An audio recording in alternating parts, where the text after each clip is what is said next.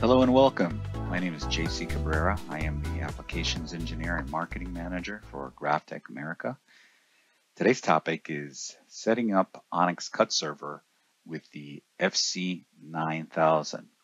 Now, just keep in mind that everything that I will be explaining here will also work for the 8600, except for the barcode system, as the 8600 does not have one. So one of the first things that we need to do is we need to make sure that we have the latest ONYX and that we have the latest firmware for the FC9000. So if we go over to help, we want to make sure that you are at least running this version, 21.1.1.175. So any of the ONYXs that have the cut server should be running at least this version here in order for everything to work correctly. All right, and then of course update your firmware on your plotter. So the first thing we need to do is we need to go over to File, go to Manage Cutters. It'll give you this message here saying that this will stop any processing or printing, which is fine as long as you're not printing anything. Go ahead and hit Yes. Now by default, on this window that pops up here, you're going to see everything selected.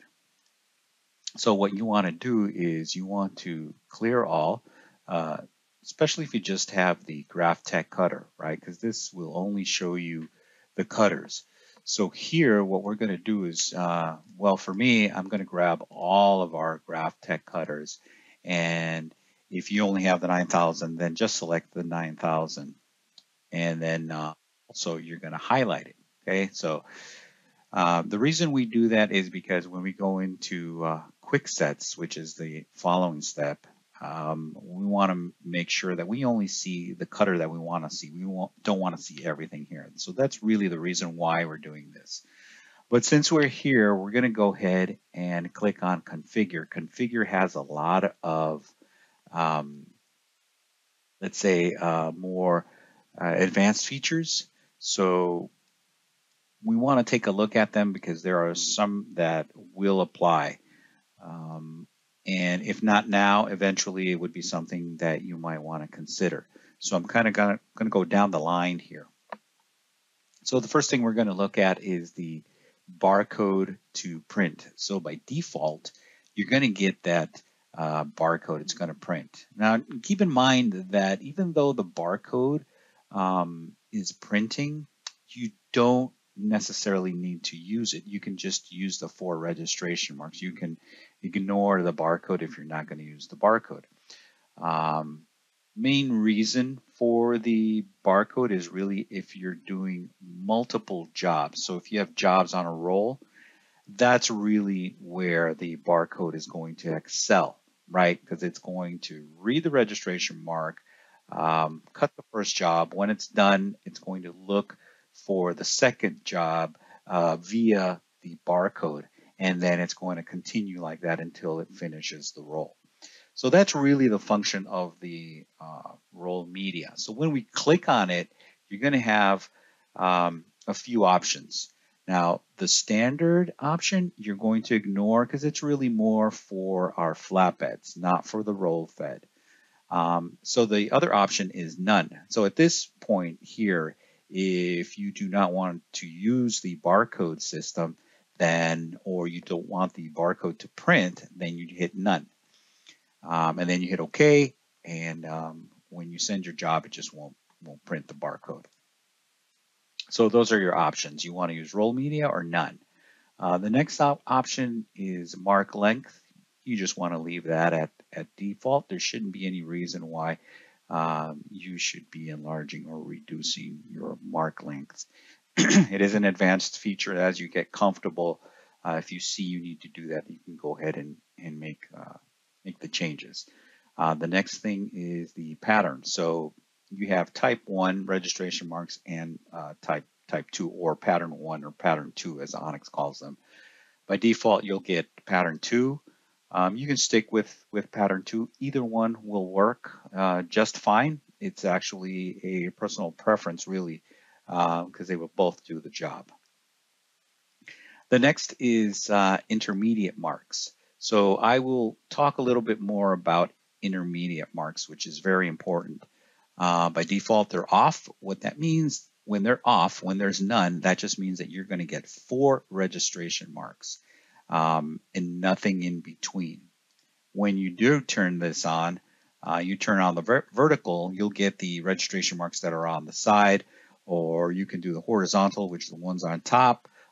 Typically, you don't use those unless you're really having issues maybe with your printer, that you're getting maybe an hourglass effect or your media is shrinking.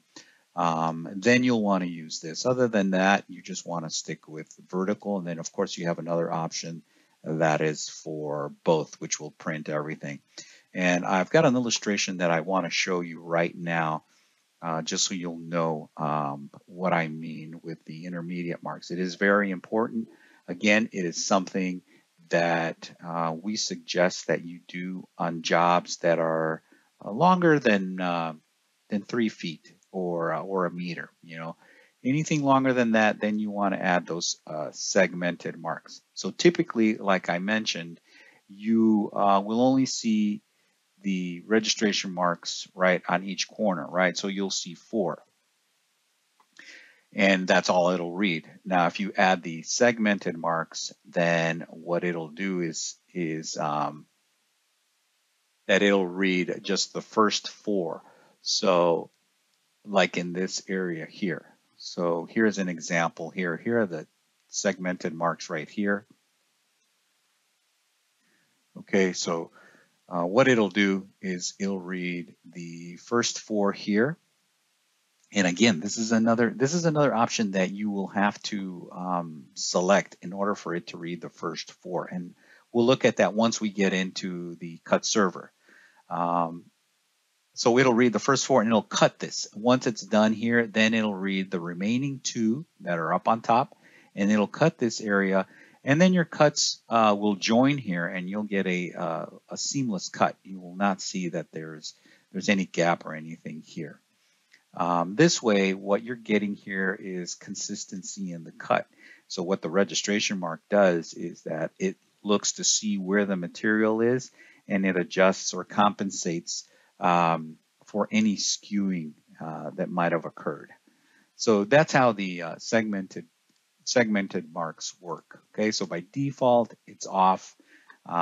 Just know that you'll need to turn it on, and anything that you do here will stay on until you turn it off. Okay, so let me just turn on the vertical. So after that, you have the repeat interval. So repeat interval means that every 19.69, it will be repeating the registration marks. So like the example that I have here, this job is, I believe it's like 60 inches long or so. So what it's doing here is that it's creating the segmented marks every 20 inches. Actually, it's a little longer. I think it's like 80 inches. So yeah, it'll do the segmented marks every 19.96. Now, you notice there is a value here, right? So you can change that. You can make it larger, you can make it smaller. I personally like this size. I think it's just right. So basically, you know, it's around 20 inches or so. And I think that's perfect for when you're doing long jobs. This way, it will always check to make sure that the material is not skewed. And then you have the mark thicknesses, which again, it's one of those things where you don't want to touch. Once you are more familiar with it, you're more advanced, then you can go ahead and tweak this if you like.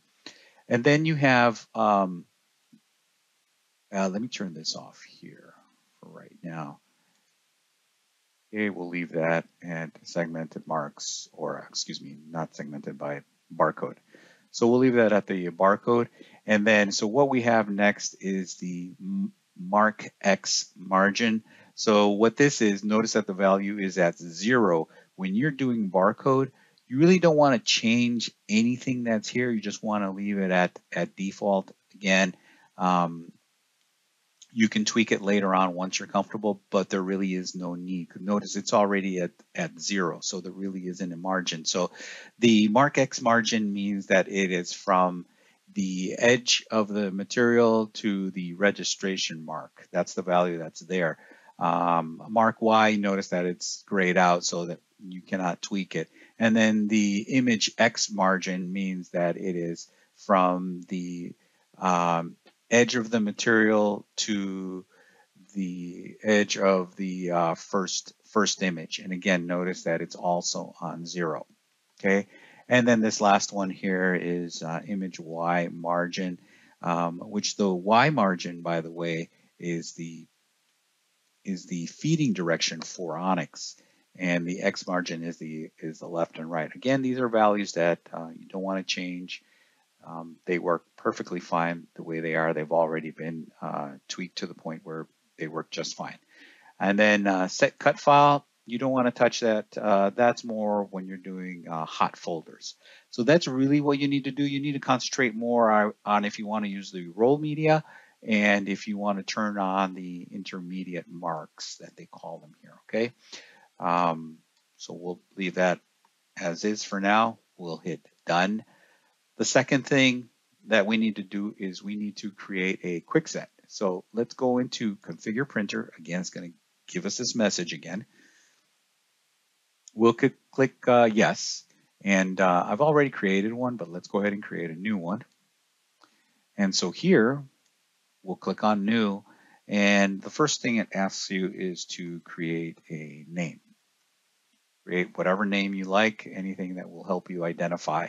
Because when you submit your job, you need to select this quick set in order for the Onyx to know that you're going to submit a job that needs to be print and cut. So name it, and then the second thing is you're going to come here where it says contour cutter selection right here towards the center, and then remember that I had mentioned at the beginning that you need to select just the Graphtec cutters. Otherwise, what would have happened is you would have had a whole list of cutters that you don't need. So select the FC9000. By the way, if you're using the FC8600, then you'll want to click the Graphtec cutter. But we're working on the FC9000. We'll click on the FC9000. Next, where it says use cutter path prefix. Now, Onyx has done some changes. In the past, the naming convention that they used for the file that you were submitting was always cut contour, and then you can add anything after that. But now they actually have other options. So I clicked on this little wheel here, and you can actually select any one of these, or you can create your own name when you are creating the file. So we'll look at that when a little later when I show you guys a file. I typically like to stick with cut contour. That's what they've been using for years. It actually is kind of like a standard in the industry. So if you use any other third-party RIP, typically this is how it's going to start with when you are creating your cut line. So if you're using, for example, our product, the Graphtec Pro Studio, and you've created your files with cut contour, Graphtec Pro Studio will automatically recognize that you have cut lines. Same with Flexi and same with other, like I said, third party. So I like to stick with this one. But contour, we'll leave that. Just add that there. And then that's it. That's all we need to do. We're going to go ahead and click OK. I'm going to click OK. So we've created our quick set. Next, let's look at the cut server.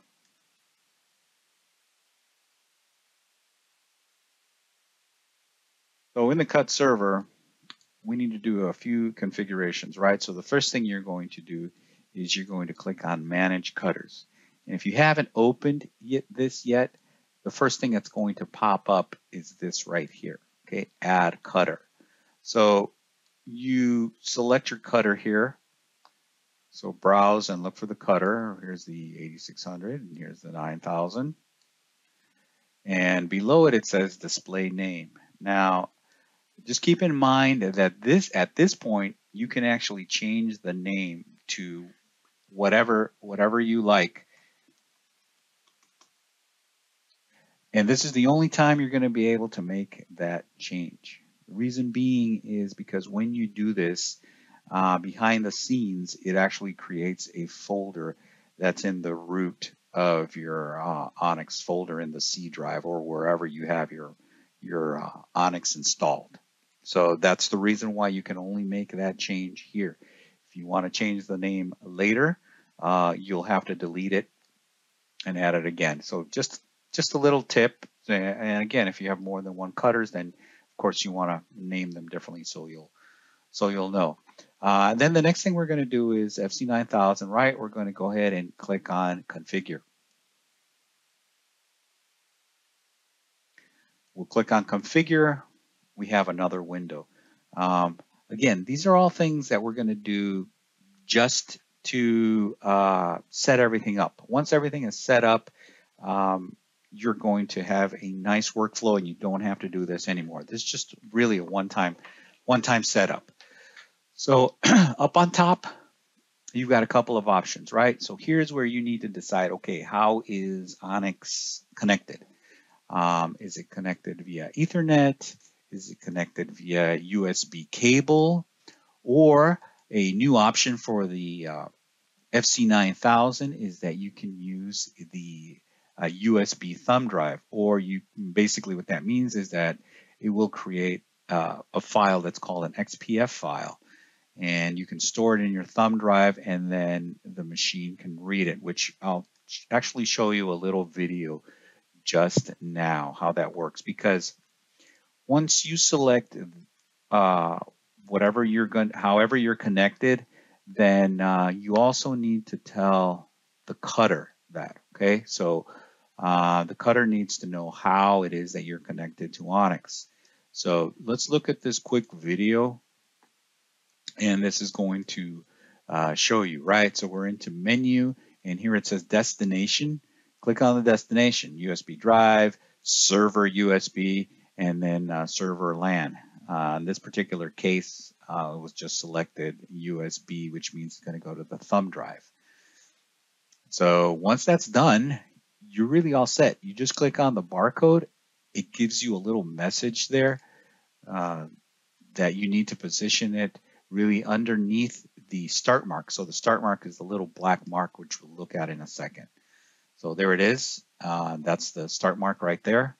Just position it underneath. It can be half an inch. It can be an inch. Doesn't matter, because what will happen, as long as it's underneath it, it will just start looking for it. So I'll hit enter. It's underneath the start mark. And notice how now the sensor is looking for the start mark. Start mark tells it that, hey, there's a barcode you need to read.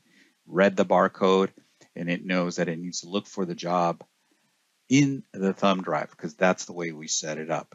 If you were connected via Ethernet, then it would look for the job in the queue of your Onyx, right? So again, it finished that one job, it's looking for the second job, reads the start mark, it's telling it there's a barcode you need to read, reads the barcode, fetches the job, again, however you selected it, Ethernet, USB cable, or USB thumb drive, and then it will, and so on. So just keep in mind that's the first thing that you need to do when you're setting everything up as well. Okay, so that was the connection. The next thing that we're going to look at is I'm going to skip a couple of things here. We don't really need to discuss them. Filter cut jobs by device. So what happens here is if you have a lot different quick sets for different cutters, then the options will come here and your job will go into wherever your cutter is. It's just something to help you organize your files. Now, this next part is really, really important. Here it says enable role server. So if you are connected via Ethernet or if you are connected via USB cable, you need to make sure that if you're using the barcode, you check mark this. This means that the cut server is basically waiting for a communication from the cutter to retrieve the job. If this is not selected, then it will not know, or basically it won't retrieve the job. So just remember that you need to click that. And also remember that when you are done and you're not going to use the barcode anymore, you just want to use the registration marks, turn it off. You don't need it. All right, and the next thing is cut job settings. So this one is pretty important. So there's a couple options here. Notice that there's a default. The default is the 4 marks, multiple marks, and segmented area correction. So what this means is you're going to tell the cut server how it should read the registration marks or which registration marks it needs to read, right? So if you select 4 marks or you leave it at the default, that means that it's only going to read the 4 marks that are in each corner. If you tell it to read multiple marks, what that is going to do, it's going to read all the registration marks. So like in this illustration, let's do this one. This illustration here, what it's going to do here is that it's going to read all 4 marks, right? So it's going to go 1, 2, 3, 4, 5, 6, and then it's going to cut. So let's go to cut server. So that is one option, but I recommend that you use the segmented area correction, which means it's only going to read the first 4, just like the illustration I have here, right? So 1, 2, 3, 4. It's going to read those 4 registration marks, cut this area here, right? It's not going to go past this, just cut up to here. Once it's done, then it's going to read the remaining 2, cut this area here, and you'll have that seamless cut. So just keep that in mind. All right, we'll go back here, and then here's where you can change the default if you want, or you can all the options here. You can choose the option here. Now, once you're in here, there's also another option. Okay, by default, it's set up to feed to the end of the job, which that just means that it's going to basically feed out. So when the job is done, it's actually going to stay fed out. Okay. Return to origin means that it's going to feed in. So once it finishes cutting, it's going to basically suck it back in. You want to keep it at feed to end of job. Again, it's just options that it's giving you. Now, there's also an option to perform the cross-cut. If you are familiar with cross-cutting, that just basically means that after the job is done, the FC9000 has a cross-cutter, and it will cut off your job, and it will fall into the basket. Now, this option only works when you are just using the registration marks, not the barcode. For the barcode, you actually have to turn that on inside of the machine and tell it on the machine, not here. It will not work. So if you turn this on and you're using the barcode, it will not do the crosscut. So it's in under menus and under arms, you'll see crosscut. You just turn it on. There's 2 options, on or off. This is just for reading the registration marks. So just keep that in mind, right? We'll cancel that here. So all these things are very important. Those are things that you can use as you're getting comfortable with your machine. Now, Another very, very important job, and this will help your workflow. It'll help you um, be a lot smoother and just a little more seamless of a workflow. So by default, you get all these options that are here. What we need to do is we need to create our own. What this means basically is that if your file, when you create your cut line, and your cut line, you name it condition 1, it's going to read condition 1, and it has a preset. So if I click on configure, what that means is that it's going to go to condition 1. So if you have your condition 1 set up, that means that's what it's going to do. If you named your file, your cut line rather, condition 2, then note that it says condition 2, it's going to actually cut on condition 2. So because I did a cut contour, I would have to add it. So I'm going to come here and name it cut contour, and actually my file is called underscore kiss, and I am using condition 1 for the kiss cut. I also have a perf cut because the FC9000 also has a channel, so you can do perf cutting. Click on add again, cut contour underscore perf. Now you can name it whatever you like. This helps me identify my cut line, but I always use cut contour. Whatever you put after that is just for you to identify. We'll click on OK. So now we have these two. Kiss cut is set for condition 1, and cut contour is set for perf is set for condition 2. So we've added those. I'm going to go ahead and close this. I'm going to close this. Now, if you remember, I clicked on Manage Cutters, right? That was when I first opened Cut Server and I was setting up a driver. You also have a shortcut. If you look at these little wheels here, you can click on those gears and it will take you to your job that you created. So this is the one I created here, right here. Okay. And if you don't need these here, you can always delete those. Okay. Notice how I did that here. Okay. Segment area correction. Okay. Set that up. So now the cut server is set up. I'm going to go ahead and minimize that, and we're all set. So now we'll look for our job. Here it is. I want it to go to that printer. We'll set it up for FC9000. It's fine. We'll hit open. And so now it's going to start ripping the job here. It should recognize our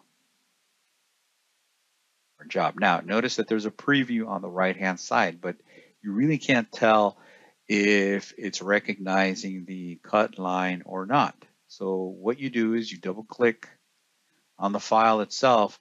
Notice that now you actually have this line around each one of the cuts. It's a magenta line. Now, this will tell you that you're actually all set up. Okay. And remember that what I did is when I hit file, you also have to select your quick set. Let's assume that you didn't select your quick set.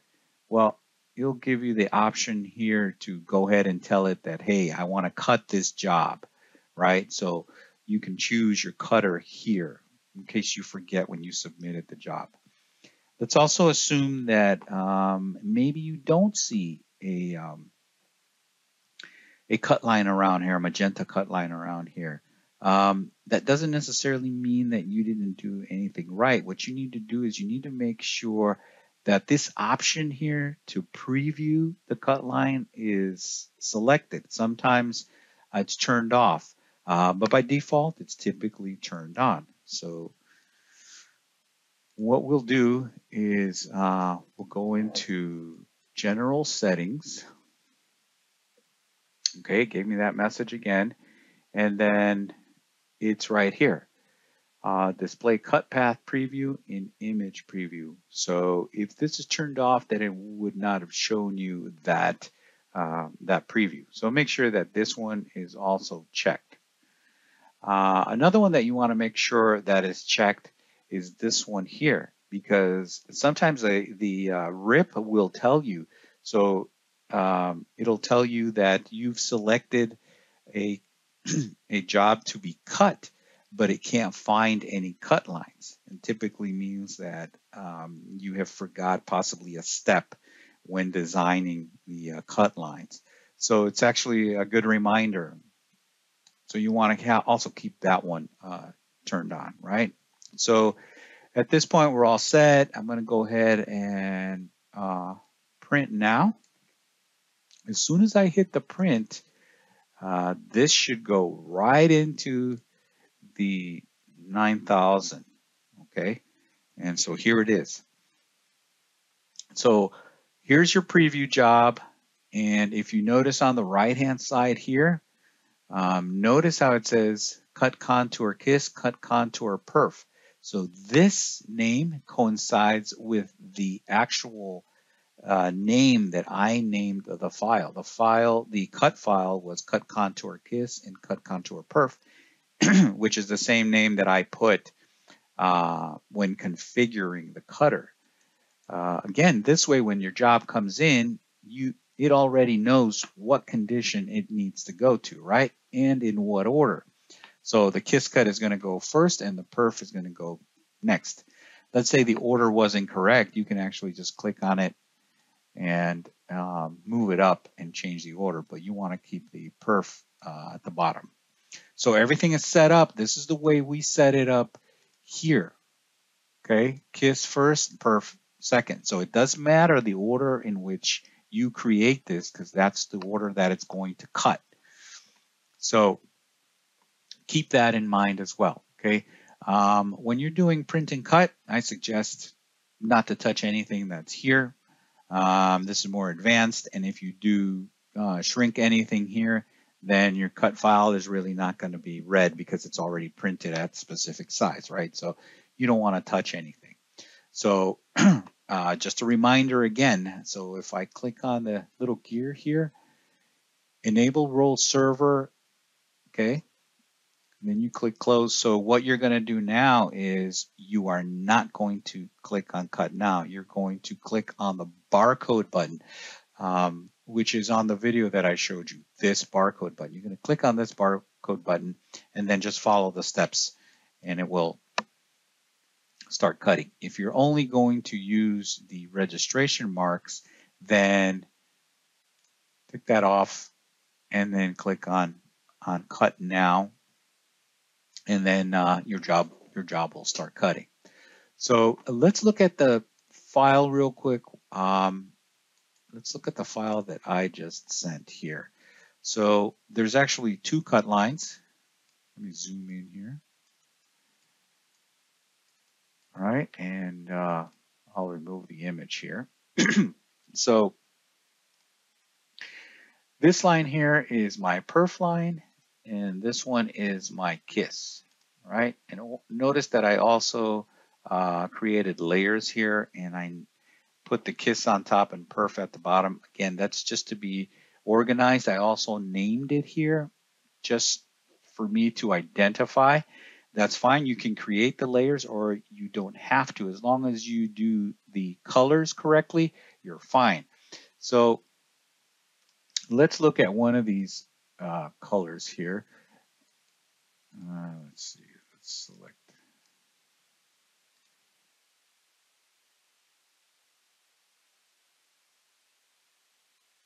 There it is. So you need to create a new swatch, right, when you are creating the cut line. This is where you name it. So you need to have the cut contour. Both C's are uppercase. So cut contour. And then I just put underscore. You don't have to underscore, and then name whatever you want to name it. It says copy because I already have this job here. The important part as well is to name the, to name it and to also make sure that it is a spot color, okay? Because that's how it's going to identify. So once you send it to the RIP, it's going to say, oh, it's a spot color. And it says cut contour. Okay, so now I know that it's going to be a cut job, right? That's how Onyx is going to identify. So that's how you do it. Also, you can create your own swatches. We created some here, and also Onyx has their own that you can download from their website. And notice how they name them as well. Cut contour kiss, cut contour pen, perf cut, and through cut. Right, so again, they also use the cut contour convention, but you can name it. So it's kind of up to you. And so that's how you're going to create the cut file. And lastly is with Cut Server, you can also cut just straight vinyl. Let's say you're not going to do a print and cut, but you want to use it to cut vinyl images. Well, it's perfectly fine as well, as long as the file is saved as an SVG. So I'm in Cut Server. I click on Open, look for the file, SVG, choose the cutter that I want it to go to, and then just click Open. And there it is.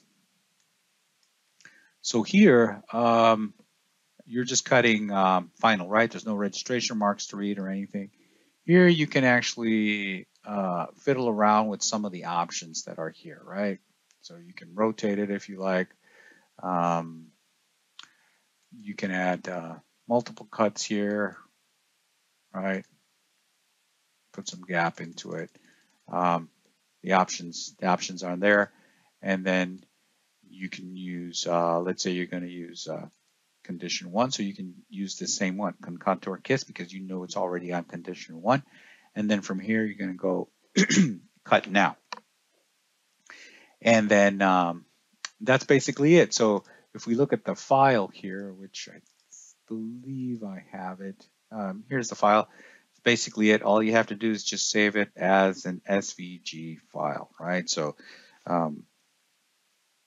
SVG stands for Scalable Vector Graphics. And then you're basically all set.